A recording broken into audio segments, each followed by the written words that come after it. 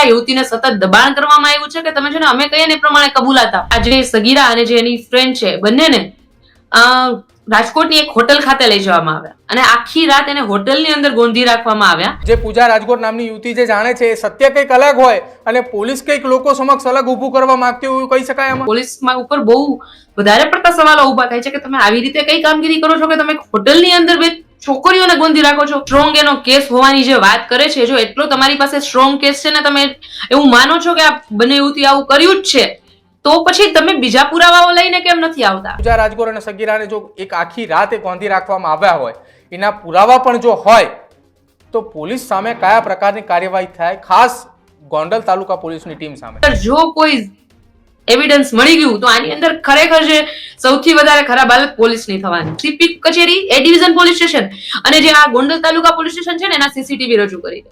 બસ એટલી જ માંગ છે. જો સીસીટીવી રજૂ કરી દે તો માની લે કે પોલીસ સાચી છે. બેન, આગામી સમયમાં કયા પ્રકારની કાર્યવાહી આ કેસના મુદ્દે થશે ગોંડલ કોર્ટની અંદર? કાળા કાચવાળી નંબર વગરની ગાડીમાં જે મેં તમને કીધું કે અહીંથી ત્યાં લઈ જવામાં આવે તમામ સમયે નંબર પ્લેટ વગરની કાળા કાચવાળી ગાડીનો ઉપયોગ થયો છે. એટલે આ બધું જે કોર્ટ ઇન્ક્વાયરીમાં જે પણ આગળ આવશે ત્યારે આ બધું ખુલશે. ગોંડલની હદ શરૂ થાય ત્યાંથી કાયદો અને વ્યવસ્થાની પરિસ્થિતિ એ કંટ્રોલમાં પોલીસના હાથમાં નથી હોતી. શું આ સત્ય હકીકત છે ખરા? કાયદાની વિરુદ્ધ જઈને આ જો કાર્ય કરી શકતી હોય અને જો આ બધી હકીકત સાચી હોય તો ચોક્કસ પ્રમાણે ગોંડલમાં અત્યારે કાયદા અને વ્યવસ્થાની પરિસ્થિતિ ગંભીર કહી શકાય.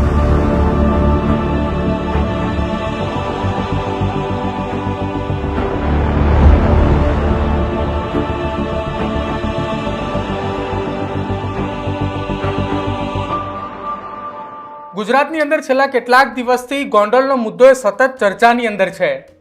પહેલા ગોંડલની અંદર રાજકુમાર જાટનો કેસ આવ્યો, ત્યારબાદ પાટીદાર સમાજના યુવકને મારવાની એક ઘટના આવી અને ત્યારબાદ રીબડાની અંદર અમિત ખૂંટનો એક કેસ. આખી આ ઘટનાની અંદર અલગ અલગ કેસો ગોંડલની અંદર બન્યા અને સતત એ મુદ્દો ગોંડલની અંદર ચર્ચાતો રહ્યો. જો કે અંતે અમિત ખૂંટના કેસના મામલાની અંદર હજુ ગોંડલ એટલા માટે ચર્ચામાં છે કેમ કે આ કેસ એ દિવસે ને દિવસે પોલીસ તપાસની અંદર એ શંકાના દાયરામાં રાજકોટ જિલ્લા પોલીસની ટીમ આવે છે, જેના કારણે આ કેસની અંદર સતત એ ગોંડલ, રીબડા, રાજકોટ એ સતત ચર્ચાની અંદર રહે છે.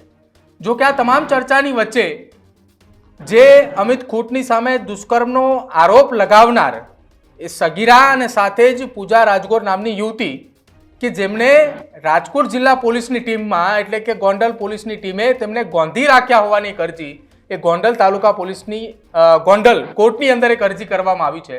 આ જ સંદર્ભે વાત કરવી છે અને આખી આ ઘટના કઈ રીતે બની હતી, કેમ વારંવાર ગોંડલ પોલીસની ભૂમિકા એ શંકાના દાયરામાં આવે છે, કેમ કે 2 દિવસ પૂર્વે દિનેશ પાતર કે જેઓ એડવોકેટ છે કે તેમને પણ 3rd ડિગ્રી ટોર્ચર આપ્યું હોવાના આક્ષેપો એ લાગી રહ્યા છે. આ જ મામલે ચર્ચા કરવા માટે મારી સાથે એડવોકેટ ભૂમિકાબેન પટેલ જોડાયા છે કે જેઓ સગીરાના અને સાથે જ એ પૂજા રાજકોટના એડવોકેટ છે કે જેમના વતી તેમને અરજી કરી છે ગોંડલ કોર્ટની અંદર. બેન, સ્વાગત છે પહેલા તો ન્યૂઝરૂમમાં આપનું. આપણી વાત ઉપર કરેક્ટ કરી દઉં, હું એક માત્ર પૂજાબેન રાજકોટના એડવોકેટ તરીકે રોકાયેલી છું. સગીરા તરફે મારું કોઈ વકીલાત હું ફાઇલ નથી કરી. બેન, પૂજા રાજકોટના એડવોકેટ તરીકે આપ છો, એક કોર્ટની અંદર અરજી કરી છે. અરજીમાં શું ઉલ્લેખ કરવામાં આવ્યો છે? મહત્વની વાત એ છે કે પૂજા રાજકોટને ગોંધી રાખ્યા હોવાનો ઉલ્લેખ એની અંદર કરવામાં આવ્યો છે. હાજી, 5 તારીખે જ્યારે આ સુસાઇડ વાળી આખી ઘટના સામે આવી ત્યારબાદ બપોરે 12 વાગ્યાથી આજે સગીરા અને આ યુવતીને બંનેને એ ડિવિઝન પોલીસ સ્ટેશને, ત્યાંથી સીપી ઓફિસેથી ફરી એ ડિવિઝન પોલીસ સ્ટેશને, અહીંયા સૌથી જે વધારે સિગ્નિફિકન્ટ જે વસ્તુ કહી શકાય, જે ગંભીર આક્ષેપ કહી શકાય એ એવો છે કે 5 તારીખે રાતે બંને આ જે સગીરા અને જે એની ફ્રેન્ડ છે બંનેને રાજકોટની એક હોટલ ખાતે લઈ જવામાં આવ્યા અને આખી રાત એને હોટલની અંદર ગોંધી રાખવામાં આવ્યા. બંને છોકરીઓને અંદર હોટલના રૂમમાં અંદર નજરકેદ રાખી અને 12 બધા પોલીસ વાળાઓ હતા. એવી રીતે આખી રાત એક હોટલની અંદર રાખવામાં આવી. આ પોલીસની કામગીરી ઉપર બહુ ગંભીર પ્રકારના આક્ષેપો છે, કારણ કે અત્યાર સુધી આપણે જેટલા આક્ષેપો જોયા એની અંદર એવું જોયું કે પોલીસ કસ્ટડીની અંદર 3rd ડિગ્રી કરવામાં આવ્યું છે, પોલીસ સ્ટેશનની અંદર એમને ઇનલીગલ ડિટેન્શનમાં રાખવામાં આવે છે અને એમની અટક ઓન પેપર મોડી બતાવવામાં આવી છે. આ એક ખરેખર બહુ એક્સ્ટ્રીમ લેવલનું સ્ટેપ કહેવાય. જો આ બહાર નીકળીને આવે તો આની અંદર પોલીસમાં ઉપર બહુ વધારે પડતા સવાલો ઉભા થાય છે કે તમે આવી રીતે કઈ કામગીરી કરો છો કે તમે હોટલની અંદર બે છોકરીઓને ગોંધી રાખો છો. એક બાજુ તમે એમ કહો છો કે સગીરા છે, 18 વર્ષથી ઓછી છે, તો એ એની ઉપર આરોપ હોય તો એક જુવેનાઇલ કહેવાય અને એની સાથે એ પ્રકારનું વર્તન થવું જોઈએ. એના બદલે તો તમે એને હોટલમાં ગોંધી રાખો છો આખી રાત. બીજે દિવસે સવારે એને ગોંડલ તાલુકા પોલીસ સ્ટેશન લઈ જવામાં આવે છે. ગોંડલ તાલુકા પોલીસ સ્ટેશનની અંદર સાંજે 6 વાગ્યા સુધી તો બેમાંથી કોઈની પણ અટક બતાવવામાં નથી આવતી. 6 વાગે જે છે આ સગીરાની અટક બતાવવામાં આવે છે, 6:40 આ યુવતીની અટક બતાવવામાં આવે છે, ફરીવાર એને 24 કલાક, ત્યારબાદ એ લોકો 24 કલાક ગણે છે. ખરેખર કાયદા પ્રમાણે જ્યારથી કોઈ પણ આરોપી છે પોલીસની કસ્ટડીમાં આવી જાય ત્યારથી 24 કલાક ગણવાના હોય, પણ આ પોલીસની પહેલેથી મોડેસ ઓપરેન્ડી રહી છે કે તમે અટક જ ઓન પેપર મોડી બતાવો તો કોણ તમારી સામે થશે, કોણ સીસીટીવી ફૂટેજ માંગશે, કોણ તમને પોલીસને કઈ કહેશે, અમે સર્વોપરી છીએ, પોલીસ એટલે ગમે એ કરી શકે, એવું પોલીસ એના મનમાં માની બેઠી છે. અને એ કારણે આવું મનમાની બૈરી છે એમની જે આ વર્તન છે બહુ સમયથી રહ્યું છે, પણ આ કેસની અંદર જે પોલીસનું વર્તન રહ્યું છે ને ખૂબ એક્સ્ટ્રીમ લેવલ ઉપર ગયું છે અને એના માટે થઈને આ યુવતીએ એની સામે ફરિયાદ કરી છે. આ યુવતીને સતત દબાણ કરવામાં આવ્યું છે કે તમે છે ને અમે કહીએ ને એ પ્રમાણે કબૂલાત આપો. વારે ઘડીએ યુવતીના લખાવ્યા પ્રમાણે નહીં, પણ પોલીસે પોતાના પ્રમાણે નિવેદનો લખાવ્યા છે, નિવેદનોમાં ફેરફાર કરાવ્યા છે અને યુવતીને નિવેદન વંચાવવામાં આવ્યું છે કે અમે તને જે પ્રમાણે આ નિવેદન આપીએ છીએ એ પ્રમાણે તારે કોર્ટમાં કબૂલાત કરવાની છે. અચ્છા, તો ભૂમિકાબેન, આખી આ ઘટનાની અંદર આપણે કહ્યું કે યુવતીને વારંવાર નિવેદન વંચાવવામાં આવે છે, વારંવાર નિવેદન એ પોલીસ જે પ્રમાણે લખે એ પ્રકારે કહેવામાં આવે છે, તો આખી આ ઘટનાની અંદર સત્ય કંઈક અલગ હોય, જે યુવતી જાણે છે, જે પૂજા રાજગોર નામની યુવતી જે જાણે છે એ સત્ય કંઈક અલગ હોય અને પોલીસ કંઈક લોકો સમક્ષ અલગ ઊભું કરવા માંગતી હોય, એવું કહી શકાય આમાં? ચોક્કસપણે એવું કહી શકાય, કારણ કે આખી ઘટના કંઈક અલગ છે. અને જો પોલીસ જે પ્રમાણે ઉપરા ઉપરી પ્રેસ કોન્ફરન્સ કરે છે, બ્રીફિંગ આપે છે પ્રેસ સમક્ષ, અને જેટલી પ્રમાણે સ્ટ્રોંગ એનો કેસ હોવાની જે વાત કરે છે, જો એટલો તમારી પાસે સ્ટ્રોંગ કેસ છે ને તમે એવું માનો છો કે આ બંને યુવતી આવું કર્યું જ છે, તો પછી તમે બીજા પુરાવાઓ લઈને કેમ નથી આવતા? તમે શા માટે યુવતીની અથવા તો સગીરાના કબૂલાત ઉપર આધાર રાખો છો? તમે શું કામ એને પ્રેશર કરો છો કે તું કબૂલાત કરી લે? તમે લઈ આવો પુરાવાઓ.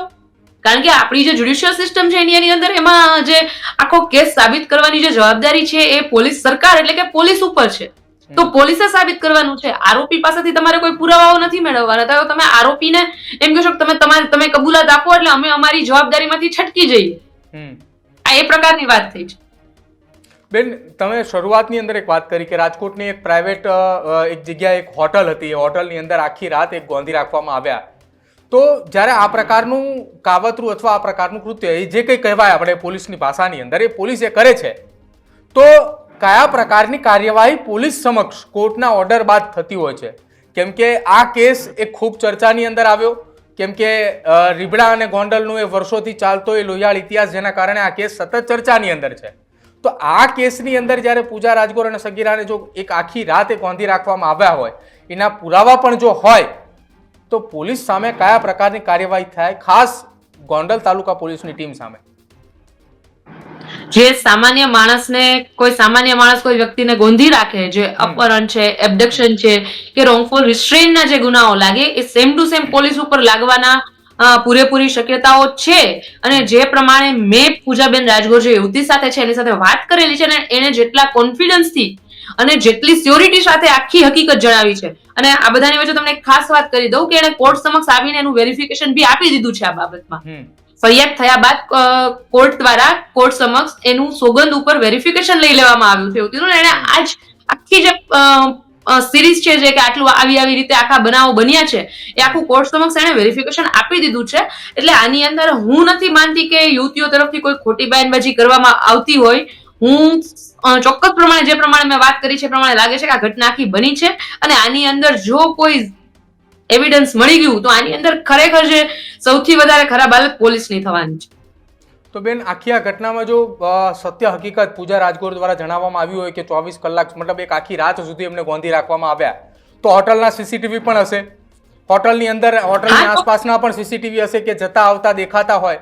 તો આખી જો આવી ઘટના બને તો કદાચ એ પોલીસ તો શંકાના દાયરામાં જ છે. તો હવે તો રાજકોટ પોલીસ તો છેલ્લા જ્યારથી રાજકોટ જિલ્લા પોલીસ વડા હિમકરસિંહ આવ્યા ત્યારથી સતત શંકામાં છે.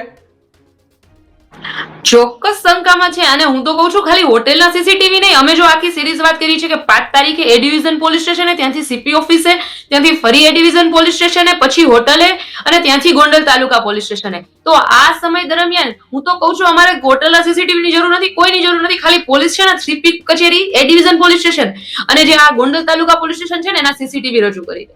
બસ એટલી જ માંગ છે. જો સીસીટીવી રજૂ કરી દે તો માની લઈએ કે પોલીસ સાચી છે. અચ્છા બેન, આગામી સમયમાં કયા પ્રકારની કાર્યવાહી આ કેસના મુદ્દે થશે ગોંડલ કોર્ટની અંદર? કેમ કે પૂજા રાજગોરે કોર્ટ સમક્ષ આવીને પોતાનું નિવેદન પણ નોંધાવ્યું છે. આપે કહ્યું એ પ્રમાણે આખું એ સોગંદનામું પણ તૈયાર થઈ ચૂક્યું છે. અને બીજી તરફ પૂજા રાજકોટના જામીન જે છે ત્યાં કેસની અંદર, અમિત ખૂટના કેસમાં, એ જામીન નામંજૂર થઈ ચૂક્યા છે. જી, જે જામીન નામંજૂર થઈ ગયા છે એની અંદર ઓર્ડરમાં એવું કારણ આપવામાં આવ્યું છે કે આ તપાસ છે એ બહુ સંવેદનશીલ તબક્કામાં છે અને ખરેખર આ કેસ છે એ બહુ સંવેદનશીલ અત્યારે ગણી શકાય. એ કારણે એમના જામીન અરજી નામંજૂર કરવામાં આવી છે. એમાં બીજા કોઈ ફેક્ટ્સને જ્યારે જામીન અરજી નક્કી કરવાની હોય છે ત્યારે કોર્ટ જનરલી એવિડન્સીસ ઉપર નથી જતી. એ અન્ય જેટલા સ્પેસિફિક એના ચોક્કસ મુદ્દા હોય છે જેના ઉપર ઓર્ડર જામીનનો નક્કી કરવામાં આવે છે. એટલે એ જામીન એ મુદ્દા ઉપર નામંજૂર થયા છે. અને જ્યાં સુધી આ વાત રહી કે જે અમે ફરિયાદ કરી છે એની આગળની પ્રોસિજર શું રહેશે, તો એ પ્રોસિજરની અંદર અત્યારે હવે અમે સીસીટીવી ફૂટેજની માંગણી કરતી અરજી કોર્ટમાં કરી છે.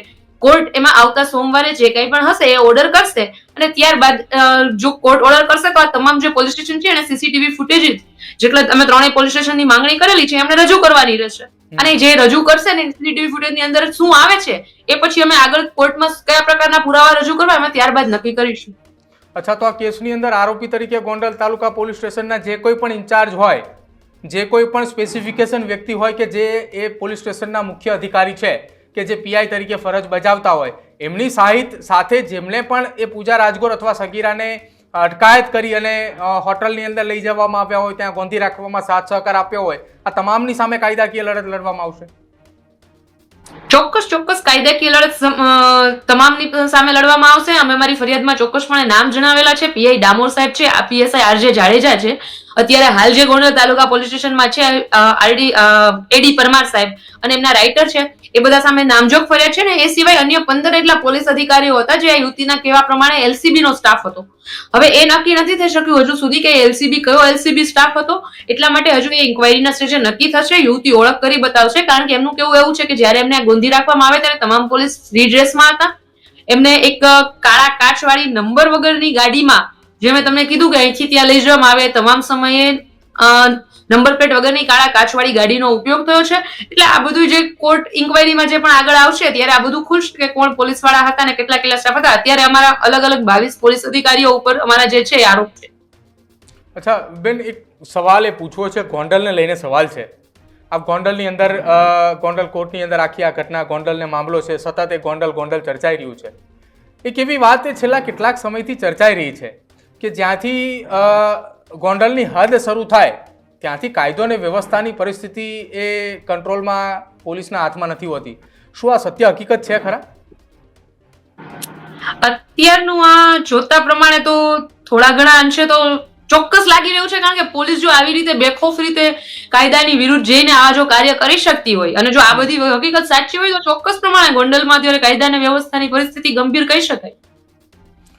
બિલકુલ ભૂમિકાબેન, આભાર અમારી સાથે જોડાવા બદલ. કેમ કે આ મુદ્દો એ સતત છેલ્લા 4-5 દિવસથી ખૂબ ચર્ચાની અંદર હતો કે ગોંડલ પોલીસની ટીમની સામે એક ફરિયાદ દાખલ થઈ છે, કોર્ટની અંદર સીધી અરજી કરવામાં આવી છે. એક શંકા હતી કે શું હકીકત છે આ ફરિયાદની અંદર.